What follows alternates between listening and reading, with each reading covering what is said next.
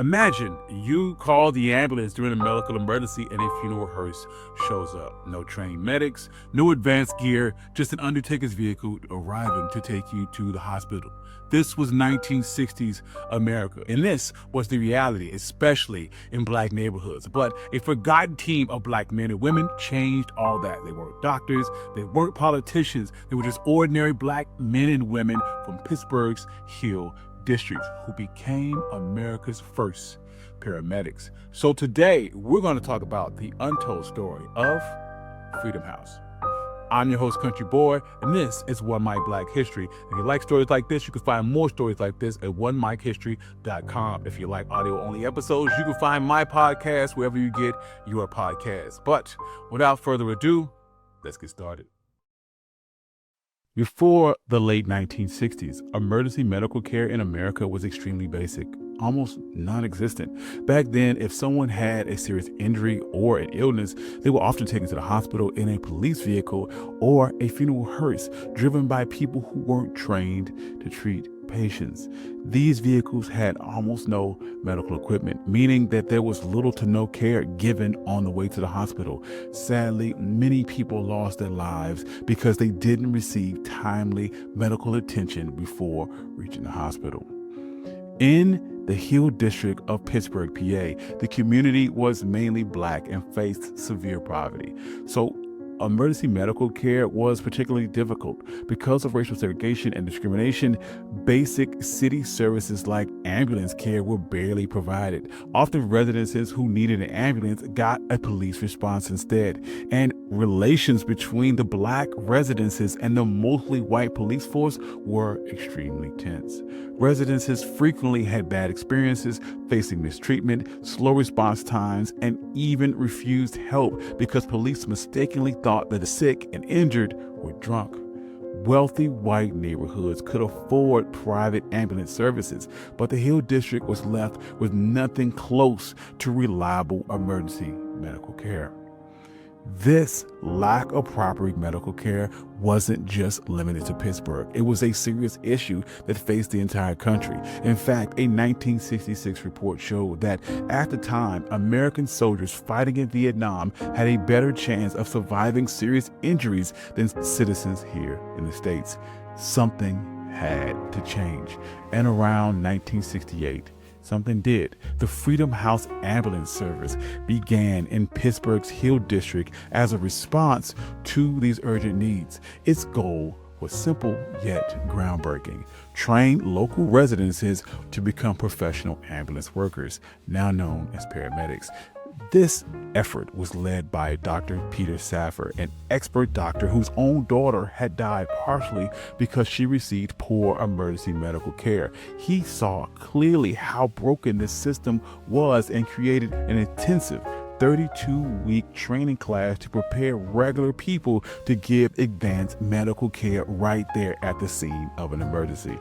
It covered everything from basic CPR to advanced skills like inserting breathing tubes, starting IVs, delivering medications, and delivering babies. But none of this was easy. When Freedom House paramedics started working, they faced severe prejudice.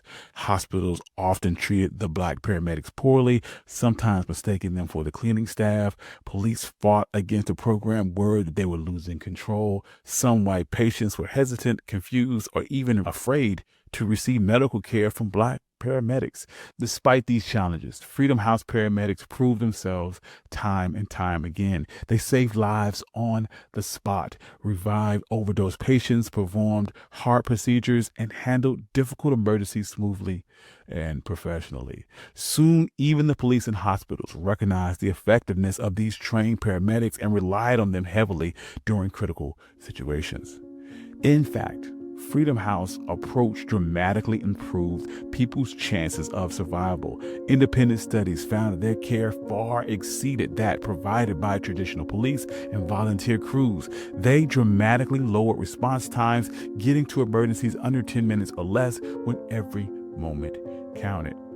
Freedom House made it clear that heroes weren't distant figures. They were local, everyday people trained to help their neighbors in a crisis. Paramedics like John Moon, Mitchell Brown and Nancy Caroline became familiar faces who truly cared about the people that they served, and their work helped form the foundation of today's medical emergency services nationwide. Paramedic John Moon, for instance, arrived at an emergency, saw an unconscious patient unable to breathe. With the seconds ticking, Moon took a deep breath and calmly moved closer. He successfully performed the first breathing tube insertion outside of a hospital in American history. The patient would survive, and this forever altered the future of emergency medicine by proving that paramedics could save lives directly on the street. Their methods and the ambulance design became standard for emergency medical care across the country. They inspired the first national textbook on emergency medical care, still used by paramedics today. What Freedom House paramedics accomplished in Pittsburgh didn't stop there. These men and women transformed emergency services nationwide. They showed the entire country what could happen if you give people a chance and provide them with real training and real opportunities. However, Freedom House Ambulance faced huge challenges. Even though their work was groundbreaking, they dealt with constant issues due to lack of funding, racism, politics, and pushback from medical leaders. Funding was extremely tight. Freedom House ran on short-term grants and donations, never knowing if they would have enough money to continue from year to year. City officials didn't help much, often cutting their funding significantly, even though they recognized that Freedom House was doing excellent work. At one point, Pittsburgh spent more money catching stray dogs than they did supporting Freedom House ambulances that were literally saving lives. Racism was another barrier. Freedom House was made up of almost entirely black paramedics. This made white folks very uncomfortable. In white neighborhoods, some residents resented seeing better ambulance services provided to the black community. Patients occasionally refused treatment from paramedics simply because they were black, and rumors spread unfairly and accused paramedics of wrongdoing they had nothing to do with. Political opposition was even worse. Pittsburgh's mayor at the time, Peter Flattery, strongly opposed funding Freedom House, insisting ambulances should be handled by the police instead, even though the police lacked the medical training that Freedom House provided. Flattery and local politicians deliberately limited the medics' ability to respond effectively, such as banning ambulances from using sirens downtown to slow down their response time. This meant that paramedics couldn't respond as quickly or as effectively as they otherwise would have. Medical leaders also resisted Freedom House's innovative approach at first. Doctors and nurses were skeptical about treating patients outside of a hospital. Some nurses even refused to let Freedom House paramedics enter hospital areas, offering them mops for cleaning rather than respecting them as medical professionals. By 1975, all of these issues finally overwhelmed Freedom House. The service was officially shut down, and their operations were taken over by Pittsburgh's newly formed City Ambulance Service, a mostly white team who was far less trained. The city officials promised Freedom House medics they would keep their roles, but many ended up unfairly demoted and sidelined. For example, John Moon, one of the original paramedics, was no longer allowed to treat patients at his full skill level. Instead, he found himself restricted to basic tasks such as holding equipment. Mitchell Brown, another highly skilled medic, felt so disrespected by the new offer that he refused the lower position and left the team entirely. Other medics saw their experience discounted, lost their jobs because of new tests, ignored their actual skills and medical knowledge. This deeply unfair and highly ironic because Freedom House proved again and again that they provided incredible value. Their paramedics had better training than almost anyone else in the country at the time. They pioneered life-saving techniques like CPR, defibrillation, intubulation, and even early versions of Narcan to treat overdoses. Their ambulances were like mobile emergency rooms equipped with advanced tools that later became the standard of EMS nationwide. They also created training and methods that were copied across America and even adopted by the federal government. In the end, Freedom House was a true pioneer, breaking new ground and creating a foundation of today's emergency medical services. The paramedics at Freedom House proved that with proper training, skill, and compassion, everyday individuals could save lives, and even in a society that had written them off completely. Their journey highlights important issues that we face today, like equality and inclusion and fairness in healthcare. And they fought against obstacles like racial prejudice, limited funding, and opposition from powerful city leaders. Through it all, they never lost sight of their mission of offering skilled, compassionate medical care to communities that had been traditionally ignored.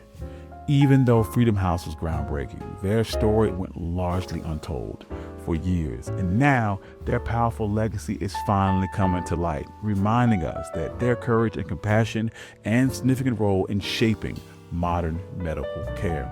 Today, as we continue to work towards quality care that is fair and accessible to everyone, we can honor the legacy of Freedom House by remembering how they completely changed emergency medicine. Thank you.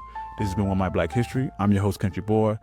This has been the story of the Freedom House Ambulance Service. If you like stories like this, you can find more stories like this at onemichistory.com. If you'd like to support the channel, you can do so on my Buy Me Coffee Patreon page in the description below. If you like audio-only episodes, you can find my podcast wherever you get your podcasts. I would like to thank all my financial contributors. Without you, none of this could be possible. I love you all. Thank you. Peace.